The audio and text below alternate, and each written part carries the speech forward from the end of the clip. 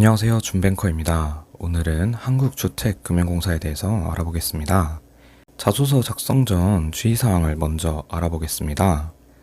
작성한 내용 모두 증빙 자료를 요구하고 있네요. 자소서까지 증빙 서류를 요구하냐는 질문도 보이는데 지사마다 연도마다 조금씩 다른 것으로 알고 있습니다. 물론 증빙하기 어려운 활동도 있기 마련이며 그 부분에 대해서는 사진 증빙이나 보고서 형태로 제출하였던 기억이 있습니다. 최대한의 증빙이 요구되는 만큼 조금의 과장이나 왜곡이 있더라도 항상 사실에 근거하여 작성해 주시길 부탁드립니다. 다음은 학교명은 블라인드 하라고 나와 있네요. 꼭 확인해 주시고 직무 관련 자격 면허라고 되어 있네요. 주택연금팀은 면허하고도 관련이 조금은 있는 것으로 알고 있습니다. 그래서 자격증부터 운전면허까지 꼭 전부 적어주세요. 다음은 직무 관련 경력 및 경험 사항입니다. 경력 사항에는 학교 연관 기업이 아니면 전부 기재해도 되는 것으로 보입니다. 경력은 어쩔 수 없지만 경험 사항 부문에서는 꼭 전부 채워주세요. 한국주택금융공사는 경력기술서 없이 바로 자기소개서가 시작되네요. 이미 자소서를 보신 분들은 아시겠지만 사실 이 문항은 맨 뒤 5번째 지문입니다. 역시 주인공은 맨 마지막에 나온다는 말이 맞는 것 같습니다. 저는 이 문항이 마지막에 있는 것이 아무래도 인사팀 분들께서 함정을 만들어 놓았다고 생각하여 맨 앞으로 가져왔습니다. 만약 관심 있는 사업 분야를 미리 언급하지 않았다거나 다른 사업 분야에 어정쩡하게 걸쳐 있었다면 이곳에서 확답을 내리기가 조금은 어렵지 않을까 싶었습니다. 저는 개인적으로 주택연금에 관심이 많아 이 상품만을 모두 연관시켰던 기억이 납니다. 여러분들도 4가지 중 하나를 정하시면 되겠습니다. 제 기억상 지사로 지원하신 분들은 유동화, 주택보증, 주택연금팀으로 구성되었던 것 같습니다. 즉, 제가 드리고 싶은 메시지는 이 문항은 나머지 4문항과 일관성을 이루고 있는 것인지 판단하는 문항입니다. 여기서 사업 분야를 선정하기 이전에 관심도가 위 나머지 4문항에서 나타나야 한다는 점입니다. 만약 아직 글을 쓰시지 않았다면 이 문항을 먼저 작성하시면서 나머지 문항을 추후에 써주시면 탄탄한 글이 되지 않을까 싶습니다. 저는 지원자와 사업 분야 케미를 알아보는 코너를 마련해 보았는데요. 제가 모든 팀에서 구체적으로 설명드리기엔 조금 한계가 있으니 어떤 성격을 가지고 있는 분들이 이러한 팀에 지원하면 좋으실지 제가 간략하게 말씀드리겠습니다. 먼저 정책모기지 및 주택보증은 관련된 공모전이나 주택금융공사에서 실시하는 기자단, 홍보대사 등 대외 활동을 진행한 분들이 작성하시면 경쟁력이 있을 문항입니다. 또한 보증 관련 업무를 해보신 인턴분들께서는 보증 상품 구조를 이해하고 계시기 때문에 접근하는데 무난하실 것으로 보입니다. 유동화증권은 신혼부부나 내 집 마련하는 고객분들을 상대하는 보금자리 업무이므로 고객 응대와 민원 업무를 해보신 분들이 지원하기에 좋은 파트가 될 것입니다. 제 기억으로는 상품 연장 갱신, 상환 등의 업무를 진행했던 것 같습니다. 인턴 업무 기준으로 상대 팀보다 쉽지 않은 만큼 고객 상대의 아르바이트 업무 경험 및 관련 학과면 지원하시는 데 도움이 될 것입니다. 마지막으로 주택연금팀입니다. 마케팅에 관심이 많거나 노인복지관 봉사 경험이 있으시다면 지원하기 좋은 곳입니다. 또한 보증서 발급, 은행 협업, 복지관 연금 상담 등 타 부서에 비해 출장도 많고 움직일 업무가 잦습니다. 업무 강도도 높지 않아 인기가 많은 부서로 손꼽히고 있습니다. 웃음도 많으시고 적극적인 자세로 임하시는 분들이라면 지원하기 좋은 부서입니다. 결국 업무가 어려운 만큼 배우는 것이 많은 것 같습니다. 이제는 정말 1번 문항입니다. 공사 체험형 인턴 지원 동기와 입사 후 포부에 대해서 기술해달라고 써져 있네요. 크게 구조는 4단계입니다. 간접적 관심도, 직접적 관심도, 응용 확장된 추가 경험, 경험과 죽음공 사업을 엮는 포부. 먼저 간접적 관심도와 직접적 관심도에 대해 설명해 드리겠습니다. 지원 동기는 기업에 맞게 써주셔야겠지만 우리는 부동산에 대해 많은 경험이 없는 것은 사실입니다. 따라서 직접적인 관련 경험이 없는 만큼 그만큼의 관심도를 표현하는 것이 우리가 할 첫 번째 임무이자 간접적 관심도입니다.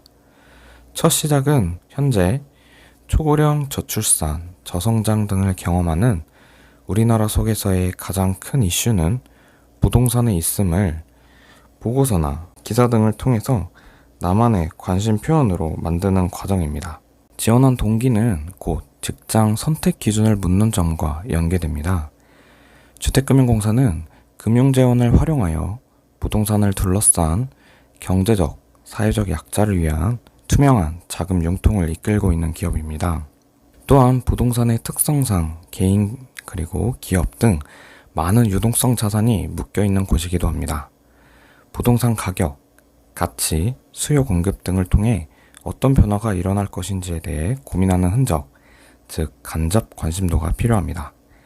이후 직접 관심도까지 있으시다면 예를 들어 스마트시티 프로젝트, 매핑 프로젝트, 도시계획 프로젝트 등 관련 경험이나 교육사항을 통해 간접적 관심도 이후 직접적 관심도를 표현해 주시면 되겠습니다. 직접 경험하며 인터뷰, 보고서 작성, 발표 활동 내용을 적극적으로 언급해 주세요. 그리고 직접적 관심도에서 일시적 과제가 아닌 더 깊은 이해를 위해 진행한 경험이 추가적으로 있을 것입니다. 없으시다고 하셔도 추후 진행했던 경험을 최대한 엮어 죽음공에 도움이 될 복선을 보여주셔야 합니다. 아래는 제가 구조화를 해놓은 그림입니다. 간접과 직접이 만나 경험 내용의 깊이를 더하고 관심 있는 죽음공 사업을 언급하며 추가적 응용 확장 경험을 토대로 죽음공에 보다 가까운 활동을 언급해 줍니다. 이러한 경험을 토대로 입사 후 포부를 써주시게 될 텐데 자신이 경험한 내용과 죽음공 사업을 엮어 한 발짝만 나아가시면 쉽게 작성될 수 있습니다. 보다 구체적으로 1번 문항 작성 방법에 대해 설명드리겠습니다. 소제목은 지원 동기와 주택금융 키워드가 들어가야 합니다. 입사 후 포부가 담긴 소제목은 굉장히 모호하면서도 실제로 업무 파악이 이뤄지지 않은 상태에서 작성하는 것이므로 피해 주시는 게 좋겠습니다. 그리고 앞에 설명드린 구조에 맞춰 총 5단계 순으로 적어주세요. 마지막은 응용 및 확장 단계를 보다 설명드리자면 여러 경험 중 죽음공과 관련된 경험을 적어주시는 부분입니다. 이후 입사 후에도 충분히 도움될 만한 영향이 있음을 보여주세요. 다음은 2번 문항입니다. TOP 조직 문화에 대해서 지원자 경험과 함께 기술해달라는 문항인데요. 이번 문항은 공채와도 동일한 문항일 정도로 검증된 문항이자 마스코트 문항이라고 보시면 될 것 같습니다. 소제목은 TOP 키워드와 자신의 키워드를 엮어주시면 될 것 같습니다. 그리고 개인적으로는 투게더를 추천드립니다. 그 이유와 나머지 단어 선택은 뒤에서 설명드리겠습니다. TOP 단어 모두 지속성과 확장성이 담기도록 내용을 작성해 주셔야 합니다. 세 단어 모두 풀어보도록 하겠습니다. 구체적 예시는 여러분들의 경험이기에 주제 및 방향성에 대해서만 언급하겠습니다. 먼저 투게더라는 의미는 타인에 초점을 맞춰 이야기를 푼 것입니다. 불합리하고 부조리했던 상황이나 제도 속에서 어려움을 겪고 있던 이들에게 도움을 주었던 경험, 홀로의 힘으로는 이겨내기 어려웠던 순간이나 상황들, 사각지대에 도태된 소수를 이끈 경험 등을 토대로 진행해 주시면 되겠습니다. 인턴이 실제로 업무 수행을 함에 있어서도 직원분들과 호흡 속에 진행하는 업무가 많기에 가장 부담 없이 내 경험과 조직 문화를 표현할 수 있는 단어는 투게더이기에 저는 이 단어를 추천합니다.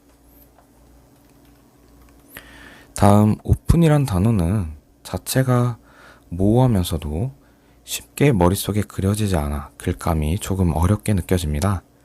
만약 작성하게 되신다면 열리는 유통성이자 유연함이라고 생각을 합니다.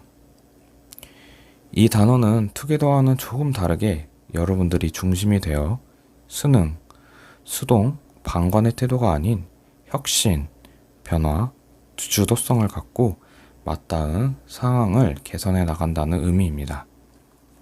의견을 고집하거나 관철시키기보다는 타인의 의견을 수용하고 스스로 변화하려는 마음가짐에 포인트가 있습니다. 마지막은 프로페셔널입니다. 역시 인턴이 전문적이기도 쉽지 않기에 조금은 조심스러운 단어입니다. 전문성은 쉽게 쓸 수 없는 주제이지만 부동산 금융 관련 인턴 경험이나 스마트시티 프로젝트, 주금공 대외 활동, 관련 논문 또는 보고서 작성 등을 경험하셨다면 이 부분으로 적으셔도 좋을 것 같습니다. 남들이 쉽게 고르지 못하는 주제일수록 면접에서도 자소서에서도 좋은 위치에서 시작될 것입니다. 하지만 이 셋 모두는 지속성과 확장성이 담긴 내용으로 작성되셔야 합니다. 다음은 3번 문항입니다. 지원자의 장점을 공사 인재상과 상세히 연관지어서 기술하라는 문항이고 또 업무 수행 시 어떻게 활용할 건지에 대해서 써달라는 말이네요. 먼저 그래프 하나 보시고 갈게요. 다음 문항은 조금 이야기가 분분한데요.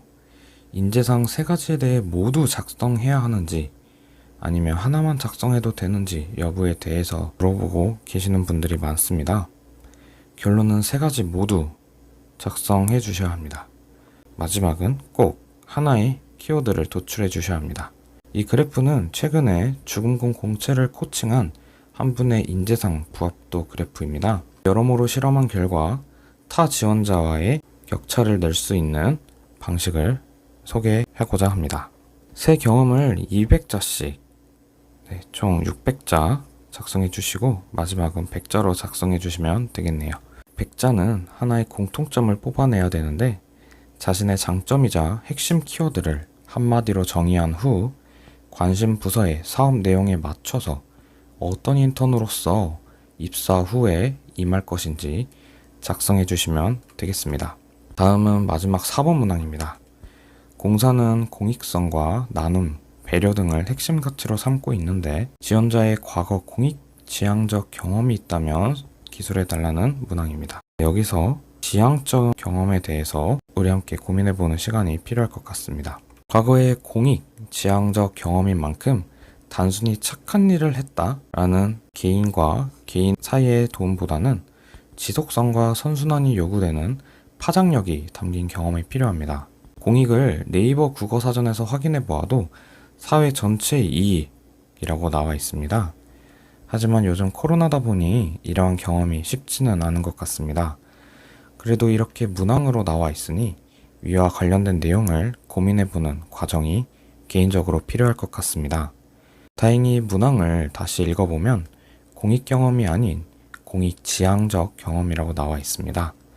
비록 목표가 공익을 위한 것이 아니어도 추후에 나비 효과의 가능성을 담은 활동이어도 괜찮습니다. 했냐 안 했냐의 이분법적 사고보다는 공익의 방향에 앞장설 수 있는 가능성을 보는 문항이기 때문입니다. 따라서 작은 경험이 있다고 해도 분명 그 경험의 끝에는 엄청난 잠재성이 담겨 있을 것이니 그 부분까지 고민하여 내가 목표하고 행동으로 옮긴 부분을 서술해 주시면 되겠습니다. 이렇게 주택금융공사도 마무리가 되었습니다. 제 경험상 주택금융공사는 처음 인턴을 시작하시는 분들에게 좋은 기회를 많이 주는 곳으로 느껴집니다. 저 역시도 이곳이 제 첫 인턴이었습니다. 그때도 지금도 주택금융이 화두이고 국민들의 대부분 유동자산이 묶여있는 만큼 정말 중요한 자산입니다. 더 나아가 이를 활용하여 사업을 진행하는 공사인 만큼 이 기업이 차지하는 중요도는 말할 것도 없습니다. 또한 이곳에 관심이 있어 지원하시는 여러분들의 자소서 또한 더 나은 주택금융을 위한 발걸음이라고 생각합니다. 꼭 자소서에서 좋은 결과를 얻으셔서 면접 그리고 입사까지 우리나라의 주택금융의 청신호를 밝히는 재원이 되시길 기원하겠습니다. 감사합니다.